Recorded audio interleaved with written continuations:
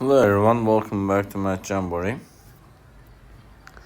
We have another digital SAT math type of a question from the topic of percents. Let's solve this question together. In a January, Tom's store sold 40% more cookies than Jerry's store.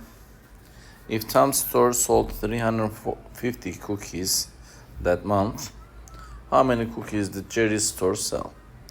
A is 210, B is 250, C is 300, and D is given as 370. So, in this question, to solve this question, let's set up the equation. So, based on the givens, if you would just pay attention here, Tom's store is 40% more than Jerry's store. They sold the cookies. So, Jerry's store, let's say this is J, it's going to be plus 40% more of J, which is 40% of J means 0.4J,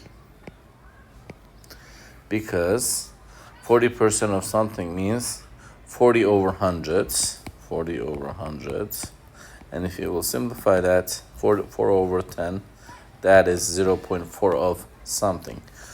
Then, when they say then, the expression, you need to multiply that with the expression. We just gave that variable, J variable, for the Jerry's store, number of cookies they sold. So this is how we set up the equation. Then, T will be equals to J plus 0.4J, which is going to make 1.4J. So, and T is given, which is the Tom's number of cookies they sold, which is 350.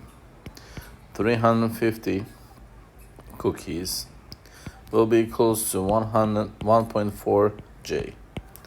And you've been asked to find the number of Jerry's store sold cookies. So we need to get the J by itself. So we will divide both sides by 1.4. So during the SAT, you will have your calculator available online. So you can go ahead and use your calculator. And if you do that, 350 divided by 1.4 will give you 250. So the correct answer for this question is 250 cookies Jerry's sold. So this is how you solve this question. I would like to talk about the importance of the playlist section that we have in our YouTube channel. In the Math Jamboree, we're trying to create questions for you, SAT similar questions. Specifically, this is designed for you to be able to practice this kind of questions. Let's say if you had difficulty to do solving or have a better understanding of this question, we will upload similar questions to this one as well, so that you can practice.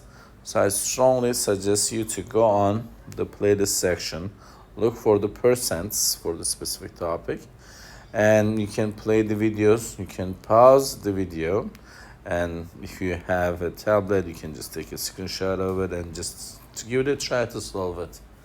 Afterwards, you can play the video and check for your answer. And this is all about it. I hope you found this video helpful. If you did, please give it a thumbs up. If you have questions or comments, you can always leave it below there. Thank you, and see you next time. Bye-bye.